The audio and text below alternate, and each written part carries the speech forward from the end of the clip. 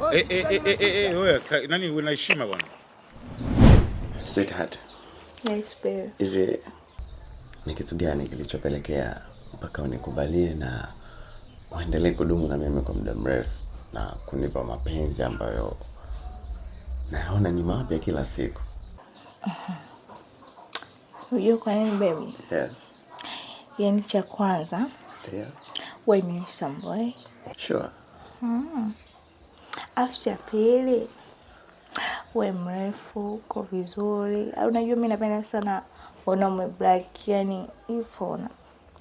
Alafu kingine, una macho mazuri, uko vizuri. Furahi sana kusikia hivyo kutoka kwako sweetheart. Asante. Unanichanganya vipi?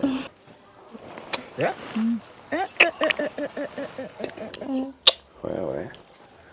Choka mazia. Alafu. Na mimi pia nataka nikuulize baby. Niulize? Kwani baby? Yes. Umeshashika na nini labda mpaka kunitongoza? Unataka kujua nimeshashika na nini? Kila mtu anakuwa na mapendekezo yake by the way, lakini kiukweli kabisa sweetheart, mimi kutoka kwako nimependa kwapa. Nini? Kwapa. Kwapa?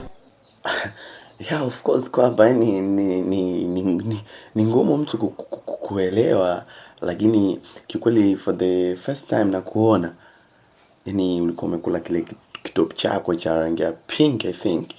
So ulivokatiza hivi ukawa kama una vijasho fulani hivi unatoa, alafu kwa hapa jeusi hivi na kuna harufu nikakismell, nikaona yes. This is my woman. Yani una kijasho fulani hivi kikali sana mamangu.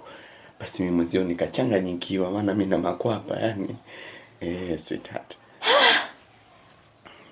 Makubwa. Aina hii ya vijana wana mchango mdogo sana katika taifa.